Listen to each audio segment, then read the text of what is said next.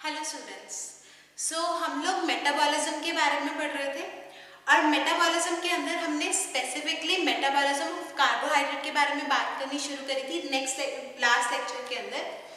और इस लेक्चर के अंदर हम पढ़ेंगे ग्लाइकोलाइसिस के बारे में। तो लास्ट लेक्चर के अंदर हम जब पढ़ रहे थे कि कार्बोहाइड्रेट्स का जब मेटाबॉलिज्म होता है तो कार्बोहाइड्रेट्स हमारे पास क्या हो जाते हैं। कार्बोहाइड्रेट्स जनरली हमारे पास कॉम्प्लेक्स फॉर्म की शुगर्स होती हैं और शुगर्स में हमारे पास या तो हम डायरेक्टली जब फूड के अंदर इंजेस्ट करते हैं या तो हम डायरेक्टली ग्लूकोज इंजेस्ट कर लेते हैं या फिर स्टार्च, सुक्रोज, फ्रक्टोज, लैक्टोज हमारे पास हमारे जो बेसिक शुगर्स हैं। और ये जो सारी शुगर्स है ये क्या होती है हमारे पास बॉडी के अंदर हमारे पास ग्लूकोज के अंदर कन्वर्ट हो जाती है, राइट। और आगे जो हमारे पास फर्दर इनकी डिग्रेडेशन है या मेटाबॉलिज्म का प्रोसेस है या कैटाबॉलिज्म का प्रोसेस है। अब ग्लूकोज के अंदर क्या होता है हमारे पास हमारे ग्लूकोज की ऑक्सीडेशन हो जाती है पायरूवेट के अंदर, राइट। तो या तो हमारे पास ग्लूकोज की ऑक्सीडेशन होके पायरूवेट बन जाएगा या फिर बॉडी के अंदर लैक्टिक एसिड बन जाता है। अब पायरूवेट और लैक्टिक एसिड का अगर आपको ध्यान हो थोड़ा सा तो आपने कभी अगर सुना हो तो जो हमारे पास बहुत ज़्यादा एक्सरसाइज करने पे सडनली हमारे पास बॉडी के अंदर क्रैम्प्स पड़ जाते हैं। तो वो क्रैम्प्स जब होते हैं तो क्यों होते हैं कि हमारे पास बॉडी के अंदर जो एनर्जी प्रोवाइड कर रहा है वो एनर्जी कहाँ से आ रही है हमारे पास ग्लूकोज से। ग्लूकोज ब्रेक डाउन हो रहा है, एटीपी की जनरेशन हो रही है और हमारे पास क्या हो रहा है हमारे पास रिलीज हो रही है एनर्जी और उस एनर्जी को हम कंज्यूम कर लेते हैं, राइट। तो जब हमारे पास जब एक्सरसाइज के टाइम पे हमारी बॉडी के अंदर ऑक्सीजन की डिमांड बहुत ज़्यादा इंक्रीज हो जाती है। अब ये जो प्रोसेस है हमारे पास ग्लूकोज की ऑक्सीडेशन का वो इनिशियली हमारे पास एनारोबिक प्रोसेस है, मतलब बिना ऑक्सीजन के हमारे पास हो जाता है। लेकिन जो हमारे पास लास्ट स्टेप है जहाँ पे हमारे पास या तो पायरूवेट में कन्वर्जन होगी ग्लूकोज की या फिर हमारे पास लैक्टिक एसिड के अंदर हमारे पास कन्वर्जन होगी।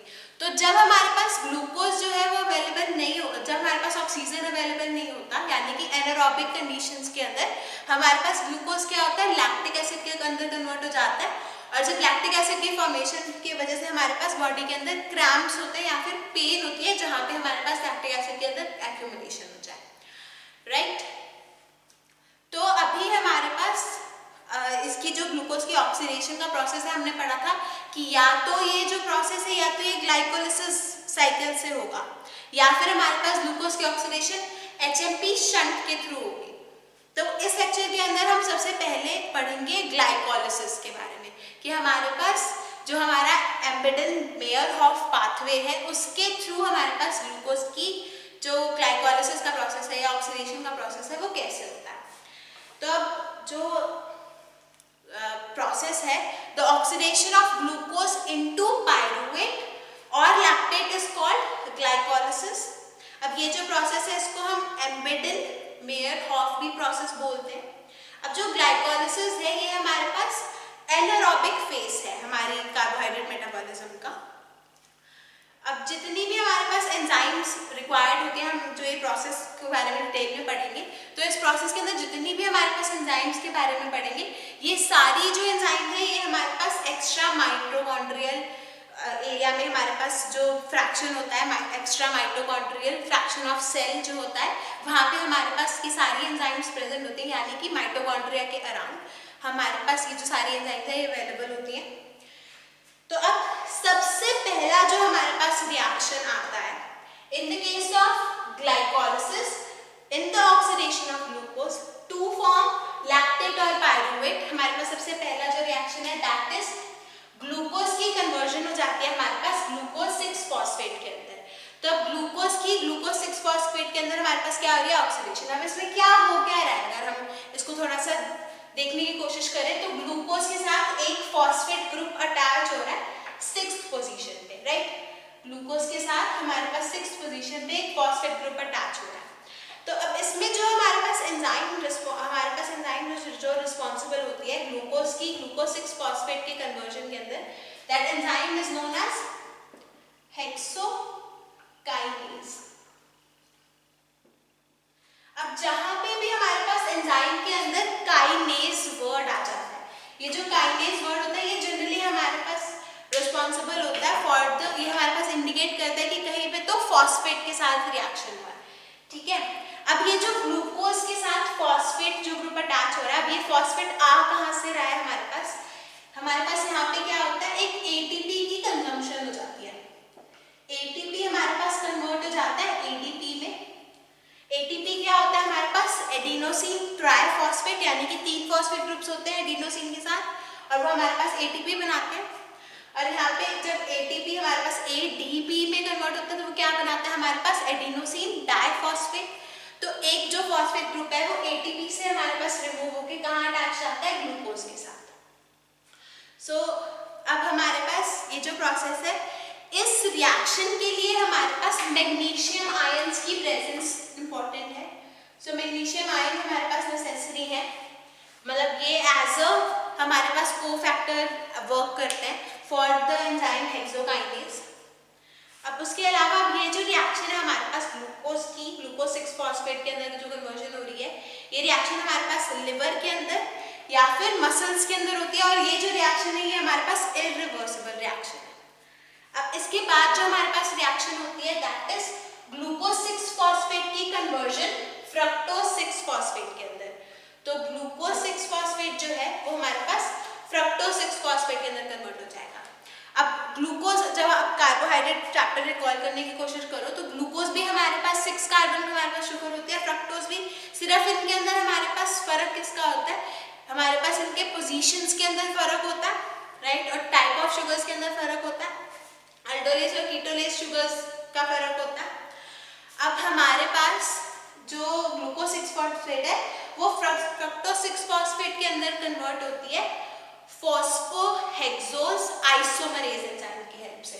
यानी कि बेसिकली हमारे पास क्या होता है, अब ग्लूकोज और फ्रक्टोज एक दूसरे के हमारे पास क्या है, आइसोमर्स है, तो हमारे पास एक आइसोमरेज एंजाइम रिक्वायर्ड होती है for the conversion of glucose 6 phosphate to fructose 6 phosphate. तो अब जो नेक्स्ट हमारे पास स्टेप आता है दैट इज कन्वर्जन ऑफ, जो फ्रक्टोज 6 फॉस्फेट है इसकी कन्वर्जन हो जाती है हमारे पास फ्रक्टोज 1,6 डाइफॉस्फेट। अब हो क्या रहा है हमारे पास, फ्रक्टोज 6 फॉस्फेट है, फ्रक्टोज 6 फॉस्फेट के अंदर एक और फॉस्फेट ग्रुप ऐड हो रहा है और हमारे पास क्या बन रहा है, फ्रक्टोज 1,6 डाइफॉस्फेट। अब ये जो स्टेप है इसके अंदर भी क्या होता है हमारे पास, एटीपी जो है उसकी एटीपी की कन्वर्जन होती है हमारे पास एटीपी के अंदर, और जिसके हेल्प से हमारे पास ये जो, अब इसमें एक फॉस्फेट था फ्रक्टोज 6 फॉस्फेट में, फ्रक्टोज 1,6 डाइफॉस्फेट में हमारे पास 1 और 6 पोजीशन पे फ्रक्टोज की 2 फॉस्फेट्स हैं। तो हमारे पास जो दूसरा फॉस्फेट है वो कहाँ से आता है, एटीपी जो है वो हमारे पास फॉस्फेट सप्लाई करता है। अब इस रिएक्शन के अंदर हमारे पास कौन सी एंजाइम रिस्पॉन्सिबल होती है, फॉस्फोफ्रक्टोकाइनेज। So the enzyme that is responsible for this step is phosphofructokinase। तो अभी हमने डिस्कस करा था कि जो ये हमारे पास प्रोसेस है, जिसके अब ये जो ग्लूकोज से ग्लूकोज 6 फॉस्फेट बन रहा है तो हमारे पास फॉस्फेट ग्रुप ऐड हो रहा है, तो हमारे पास क्या हो रहा है, एंजाइम जो है उसके वो एंजाइम के अंदर हमारे पास काइनेज वर्ड आ रहा है। काइनेज जो वर्ड है वो इंडिकेट करता है हमारे पास फॉस्फेट की सप्लाई, और वैसे ही हमारे पास फ्रक्टोज 6 फॉस्फेट से फ्रक्टोज 1,6 डाइफॉस्फेट बन रहा है, इसके अंदर भी हमारे पास कौन सी एंजाइम कंज्यूम हो रही है, काइनेज। यहाँ पे हमारे पास हेक्सोकाइनेज एंजाइम है, यहाँ पे हमारे पास फॉस्फोफ्रक्टोकाइनेज एंजाइम है। अब जो ये प्रोसेस है फ्रक्टोज 6 फॉस्फेट से फ्रक्टोज 1,6 डाइफॉस्फेट का, ये जो प्रोसेस है ये हमारे पास रेट लिमिटिंग स्टेप होता है। हमारे पास मतलब जो स्लोएस्ट स्टेप होता है, जो हमारे पास पूरे सारे रिएक्शन की हमारे पास रेट को या फिर स्पीड को डिटरमाइन करता है, वो होता है हमारे पास रेट लिमिटिंग स्टेप। और in the case of glycolysis हमारे पास फ्रक्टोज 6 फॉस्फेट का कन्वर्जन फ्रक्टोज 1,6 डाइफॉस्फेट के अंदर रेट लिमिटिंग स्टेप होता है, और इसके अंदर हमारे पास जो एंजाइम रिस्पॉन्सिबल होती है दैट इज फॉस्फोफ्रक्टोकाइनेज।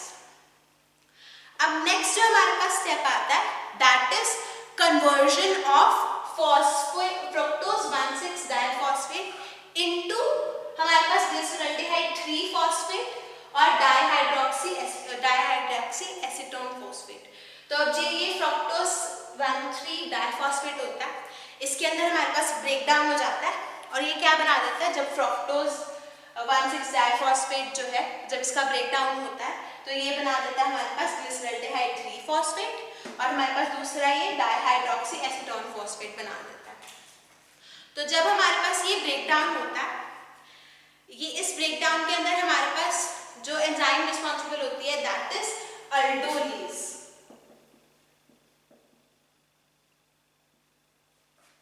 सो अल्डोलेज की हेल्प से हमारे पास क्या हो जाता है, फ्रक्टोज 1,6 डाइफॉस्फेट कन्वर्ट हो जाता है ग्लिसरल्डिहाइड 3 फॉस्फेट के अंदर और डाइहाइड्रोक्सी एसीटोन फॉस्फेट के अंदर। अब ये जो प्रोसेस है हमारे पास ये जो हमारे पास ग्लिसरल्डिहाइड 3 फॉस्फेट और डाइहाइड्रोक्सी एसीटोन फॉस्फेट ये दोनों कंपाउंड्स की जो जनरेशन हुई है, ये दोनों ये हमारे पास इंटरकन्वर्सिबल होते हैं, यानी कि हमारे पास जो डाइहाइड्रोक्सी एसीटोन फॉस्फेट है वो हमारे पास ग्लिसरल्डिहाइड 3 फॉस्फेट के अंदर कन्वर्ट हो सकता है। ग्लिसरल्डिहाइड 3 फॉस्फेट जो है ये हमारे पास डाइहाइड्रोक्सी एसीटोन फॉस्फेट के अंदर कन्वर्ट हो सकता है। तो हमारे पास क्या हो जाता है, ग्लिसरल्डिहाइड 3 फॉस्फेट जो हमारे पास डाइहाइड्रोक्सी एसीटोन फॉस्फेट है, it gets converted into glyceraldehyde 3 phosphate और हमारे पास दो मॉलिक्यूल्स आ जाते हैं ग्लिसरल्डिहाइड 3 फॉस्फेट के। एक तो फ्रक्टोज 1,6 डाइफॉस्फेट जब हमारे पास ग्लिसरल्डिहाइड 3 फॉस्फेट के अंदर और डाइहाइड्रोक्सी एसीटोन फॉस्फेट के अंदर ब्रेक डाउन हुआ, ठीक है। फिर जो ये डाइहाइड्रोक्सी एसीटोन फॉस्फेट है ये क्या हो जाता है, ये हमारे पास कन्वर्ट हो जाता है ग्लिसरल्डिहाइड 3 फॉस्फेट के अंदर। तो जब हमारे पास ग्लिसरल्डिहाइड, अब हमारे पास क्या आ जाएगा, तो अगर इसको डायरेक्टली बताने की कोशिश करें तो क्या होता है, हमारे पास जो ये फ्रक्टोज 1,6 डाइफॉस्फेट है ये हमारे पास ग्लिसरल्डिहाइड 3 फॉस्फेट के दो मॉलिक्यूल्स बना देता है, राइट। और जो ये इंटरकन्वर्जन का प्रोसेस है इसके अंदर हमारे पास कौन सी एंजाइम यूज होती है, phosphotriose isomerase. So the enzyme which helps in the interconversion of dihydroxy acetone phosphate to glyceraldehyde 3 phosphate is phosphotriose isomerase.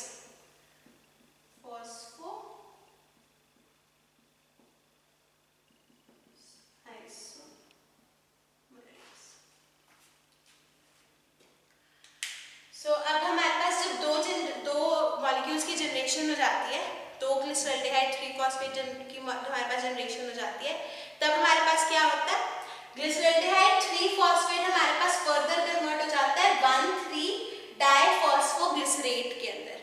अब ये जो प्रोसेस होता है हमारे पास, ये हमारे पास कैटालाइज होता है डीहाइड्रोजनेज एंजाइम से, यानी कि ग्लिसरल्डिहाइड 3 फॉस्फेट डीहाइड्रोजनेज एक एंजाइम रिस्पॉन्सिबल होती है for the conversion of glyceraldehyde 3 phosphate into 1,3 डाइफॉस्फोग्लिसरेट।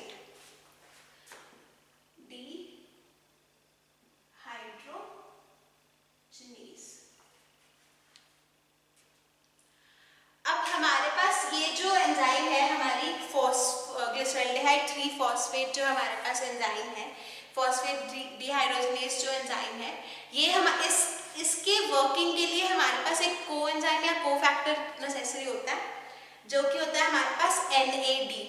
अगर आपको याद हो तो हमने पढ़ा, जब हम विटामिन के बारे में पढ़ रहे थे तब हमने पढ़ा था कि हमारे पास NAD की जनरेशन होती है और जो ये NAD होता है ये हमारे पास बहुत important one of the factors है। ये एज अ कोएंजाइम वर्क करता है बहुत सारी जगह पे। हमने तब डिस्कस करा था कि ग्लाइकोलिसिस का पाथवे और सिट्रिक एसिड साइकिल के पाथवे में हमारे पास ये आएगा। तो अब ये जो NAD है यहाँ पे क्या हो जाता है, हमारे पास NAD की रिडक्शन हो जाती है इनटू हमारे पास NAD जो है उसकी रिडक्शन हो जाती है into NADH plus H positive के अंदर। और ये जो हमारे पास NADH जो ये फॉर्म होता है, NADH हमारे पास क्या होता है, जब ये इलेक्ट्रॉन ट्रांसपोर्ट चेन के अंदर हमारे पास एंटर करता है तो NAD हमारे पास फर्दर जनरेशन करता है 3 मॉलिक्यूल्स ऑफ ATP की। सो 1 NAD is equal to 3 ATP, right. और अब हमारे पास अगर आप ध्यान दोगे तो हमारे पास यहाँ से क्या हो गया था, फ्रक्टोज 1,6 डाइफॉस्फेट से फॉस्फेट की जनरेशन हुई थी। अगर हमारे पास दो ग्लिसरॉल्डिहाइड 3 फॉस्फेट इस पाथवे के अंदर एंटर कर रहे हैं और इसके ऊपर ग्लिसरॉल्डिहाइड 3 फॉस्फेट डिहाइड्रोजनेज एंजाइम जब एक्ट करती है तो वो क्या बनाएगी, हमारे पास दो 1,3 डाइफॉस्फोग्लिसरेट की हमारे पास जनरेशन होगी। और जब हमारे पास दो 1,3 डाइफॉस्फोग्लिसरेट की जनरेशन होगी तो वैसे ही हमारे पास क्या हो जाएगा, दो NAD की जनरेशन होगी। और दो NAD की जनरेशन होगी तो वो हमारे पास क्या करेगी, 6 ATP की जनरेशन हो जाएगी। तो अगर हम थोड़ा सा कैलकुलेशन करने की कोशिश करें इस स्टेप तक तो हमारे पास एक ATP का मॉलिक्यूल यहाँ पे कंज्यूम हो रहा है फॉर द यहाँ पे काइनेज की जो हमारे पास फॉस्फेट जो अटैच हो रहा है, और उसके अलावा हमारे पास ये जो फ्रक्टोज 6 फॉस्फेट से फ्रक्टोज 1,6 डाइफॉस्फेट का जो प्रोसेस है इसके अंदर भी हमारे पास एक ATP कंज्यूम हो रहा है। लेकिन ग्लिसरॉल्डिहाइड 3 फॉस्फेट से जब 1,3 डाइफॉस्फोग्लिसरेट बनता है तब हमारे पास 6 ATPs की जनरेशन होती है once the NAD enters the electron transport chain. अब उसके बाद हमारे पास नेक्स्ट जो प्रोसेस आता है दैट इज 1,3 डाइफॉस्फोग्लिसरेट की कन्वर्जन हो जाती है 2 फॉस्फोग्लिसरेट के अंदर। अब जब 1,3 डाइफॉस्फोग्लिसरेट की कन्वर्जन होती है हमारे पास 3 फॉस्फोग्लिसरेट के अंदर तो एंजाइम हमारे पास रिस्पॉन्सिबल होती है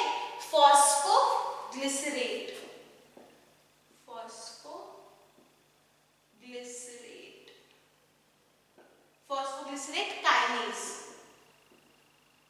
अब यहाँ पे भी हमारे पास क्या हो रहा है, डाइफॉस्फो से हमारे पास 1 फॉस्फो के अंदर जा रहा है तो एक फॉस्फेट ग्रुप जो है वो रिमूव हो रहा है तो एंजाइम हमारे पास कौन सी यूज हो रही है, काइनेज एंजाइम यूज हो रही है।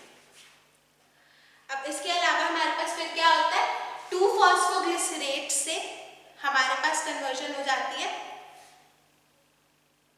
अब पहले हमारे पास 1,3 डाइफॉस्फोग्लिसरेट से ये जो प्रोसेस है इसके अंदर पहले हमारे पास 2 फॉस्फोग्लिसरेट का जनरेशन होता है तो 1,3 डाइफॉस्फोग्लिसरेट से हमारे पास 3 फॉस्फोडाइग्लिसरेट बनता है और उसके अंदर हमारे पास जनरेशन होती है उसके अंदर हमारे पास क्या हो जाता है, फॉस्फोग्लिसरेट काइनेज एंजाइम यूज होती है। 3 फॉस्फोग्लिसरेट से हमारे पास क्या होता है, 2 फॉस्फोग्लिसरेट की जनरेशन होती है और 2 फॉस्फोग्लिसरेट और 3 फॉस्फोग्लिसरेट के अंदर हमारे पास आइसोमरेज एंजाइम यूज होती है। अब ये जो प्रोसेस है हमारे पास 1,3 डाइफॉस्फोग्लिसरेट का और कन्वर्जन इनटू 3 फॉस्फोग्लिसरेट जिसके अंदर हमारे पास काइनेज एंजाइम जो है वो यूज हो रही है, इस प्रोसेस के अंदर हमारे पास 2 ATPs का जनरेशन होता है।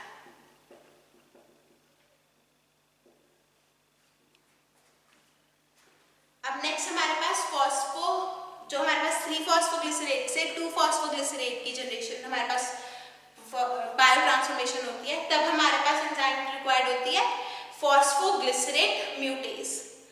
फिर उसके बाद हमारे पास क्या हो जाता है, एक बार फिर से आप ध्यान से सुन लो कि होता क्या है। हमारे पास ग्लिसरॉल्डिहाइड 3 फॉस्फेट हमारे पास दो मॉलिक्यूल ऑफ ग्लिसरॉल्डिहाइड 3 फॉस्फेट हमारे पास बनते हैं फ्रक्टोज 1,6 डाइफॉस्फेट से। ओके, अब जब हमारे पास दो मॉलिक्यूल्स की जनरेशन हो जाती है ग्लिसरॉल्डिहाइड 3 फॉस्फेट के तो उसके अंदर क्या हो जाता है, हमारे पास फर्दर एक एंजाइम की हेल्प से ग्लिसराइड 3 फॉस्फेट डिहाइड्रोजनेज एंजाइम की हेल्प से हमारे पास क्या हो जाता है 1,3 डाइफॉस्फोग्लिसरेट की जनरेशन हो जाती है। अब ये जो 1,3 डाइफॉस्फोग्लिसरेट की जो हमारे पास जनरेशन होती है इसके अंदर हमारे पास क्या होता है, इस एंजाइम को NAD कोएंजाइम की हमारे पास या फिर एक फैक्टर की हमारे पास नीड होती है जिसके अंदर हमारे पास क्या होता है NAD की रिडक्शन हो जाती है, NADH प्लस H पॉजिटिव हमारे पास जनरेशन हो जाती है। और ये जो NAD होता है ये हमारे पास क्या बनाता है 1 NAD is equal to 3 ATP। तो यहाँ पे 2 NAD की जनरेशन NADH की जनरेशन होती है हमारे पास टोटल 6 ATP की फॉर्मेशन हो जाती है।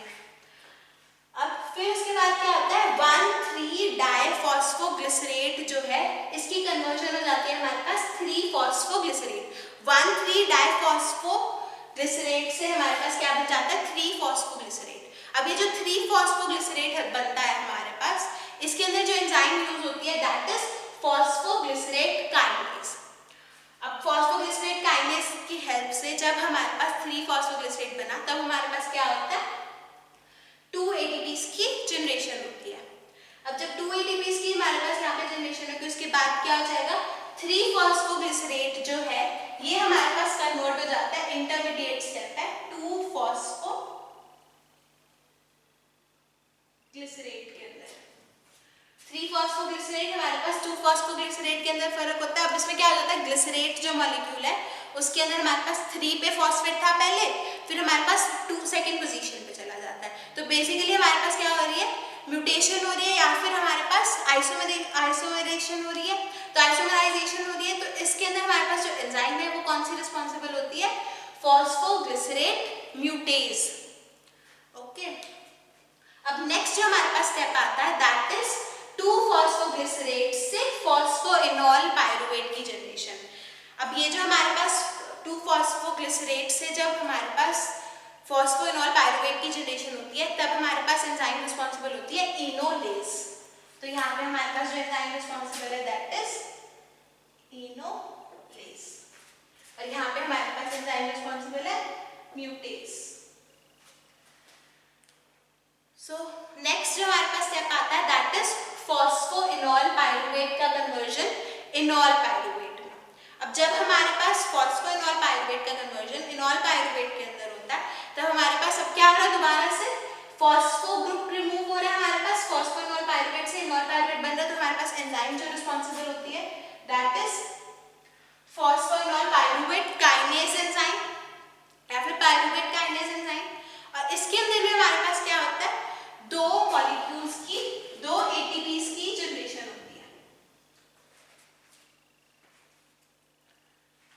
अब उसके बाद हमारे पास क्या हो जाता है, इनॉल पायरुवेट जो है वो कीटो पायरुवेट में कन्वर्ट हो जाता है।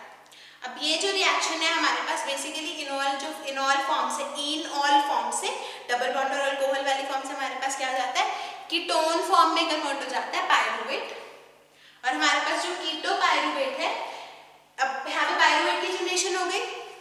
अब ये जो प्रोसेस है कीटो पायरुवेट से हमारे पास लैक्टेट की जो जनरेशन होती है ये हमारे पास एनारोबिक कंडीशंस के अंदर होती है, और हमारे पास लैक्टेट डिहाइड्रोजनेज एंजाइम रिस्पॉन्सिबल होती है for the conversion of pyruvate to lactic acid. और यहाँ पे हमारे पास क्या हो जाता है, जो हाइड्रोजन एटम है वो NADH मॉलिक्यूल डोनेट करता है। और एरोबिक कंडीशंस के अंदर जब ऑक्सीजन की अवेलेबिलिटी होती है तब हमारे पास लैक्टिक एसिड की जनरेशन नहीं होती। सो ये था आपका ग्लाइकोलाइसिस का पूरा हमारे पास जो साइकिल है, जिससे में हमारे पास क्या होता है, ग्लूकोज से कीटो पायरुवेट और या फिर लैक्टेट या लैक्टिक एसिड की जनरेशन हो जाती है।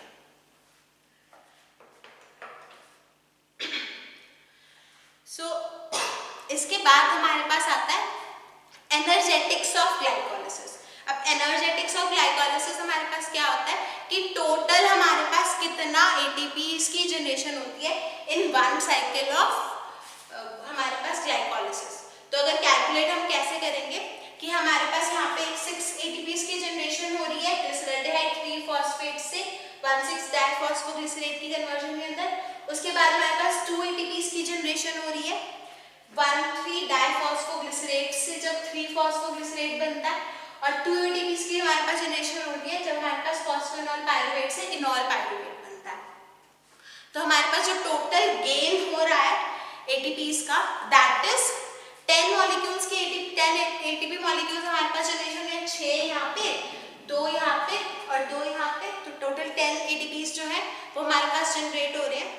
लेकिन अब जब हमने फर्स्ट 2 स्टेप्स पढ़े थे, ग्लूकोज से जब हमारे पास ग्लूकोज 6 फॉस्फेट बन रहा था, फ्रक्टोज 6 फॉस्फेट से हमारे पास फ्रक्टोज 1,6-डाइफॉस्फेट बन रहा था, तब हमारे पास 2 एटीपी मॉलिक्यूल्स कंज्यूम हो रहे थे। तो हमारे पास जो टोटल जो सिंथेसाइज हुए एटीपी मॉलिक्यूल्स दैट इज 10, और हमारे पास कंज्यूम हुए इस प्रोसेस में 2, और इसी वजह से हमारे पास जो टोटल नंबर ऑफ एटीपी जो आएगा दैट इज 10 एटीपीज। तो हमारे पास क्या आ जाता है, 10 एटीपीज की हमारे पास 10 - 2 = 8 एटीपीज। तो हमारे पास टोटल 8 एटीपीज की जनरेशन होती है इस पूरे प्रोसेस के अंदर। So this is bioenergetics of glycolysis. अब ग्लाइकोलाइसिस के अंदर हमारे पास 2 इफेक्ट्स आते हैं, दैट इज एक आता है हमारे पास पैस्चर इफेक्ट। अब पैस्चर इफेक्ट क्या होता है, मैंने आपको जब हम ये पढ़ रहे थे तभी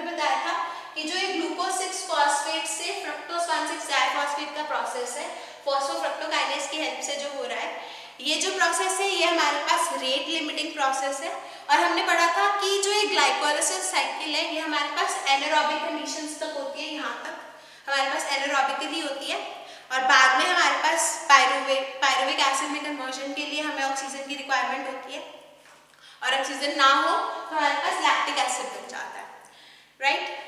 तो हमारे पास पैस्चर इफेक्ट क्या होता है कि हम इस रेट लिमिटिंग स्टेप जो है फॉस्फोफ्रक्टोकाइनेज वाला, इस स्टेप को हम फर्दर हमारे पास इनहिबिट कर सकते हैं with the help of ATP, या फिर हमारे पास सिट्रेट के हेल्प से, या फिर हमारे पास ऑक्सीजन के हेल्प से हम इसको फर्दर स्लो डाउन कर सकते हैं, और ये जो इफेक्ट है that is known as Pasteur effect. उसके अलावा हमारे पास नेक्स्ट इफेक्ट आता है that is Crabtree effect.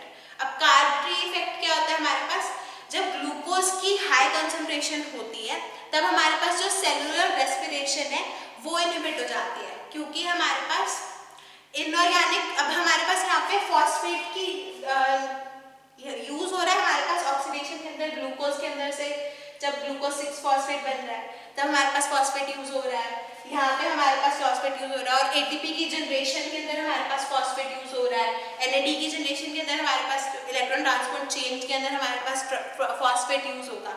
तो इनऑर्गेनिक फॉस्फेट के लिए हमारे पास क्या हो जाता है, कंपटीशन हो जाती है बिटवीन ग्लाइकोलाइसिस एंड रेस्पिरेशन का प्रोसेस, और इस वजह से ग्लूकोज की हाई कंसंट्रेशन के अंदर हमारे पास सेलुलर रेस्पिरेशन के साथ कंपटीशन होता है, और हमारे पास इनहिबिट हो जाती है सेलुलर रेस्पिरेशन। इसी वजह से हम इस इफेक्ट को हम बोलते हैं Crabtree effect. So this was all about glycolysis. Glycolysis का जो प्रोसेस है that is conversion of glucose to pyruvic acid और लैक्टिक एसिड। अब हमने जब मेटाबॉलिज्म ऑफ कार्बोहाइड्रेट्स पढ़ा था तब हमने पढ़ा था कि फर्स्ट स्टेप तो है ऑक्सीडेशन ऑफ ग्लूकोज। अब सेकेंड स्टेप होता है हमारे पास पायरुवेट का एसिटाइल कोएंजाइम ए में कन्वर्जन। तो पायरुवेट का एसिटाइल कोएंजाइम ए में जो कन्वर्जन है वो हम नेक्स्ट क्लास में पढ़ेंगे।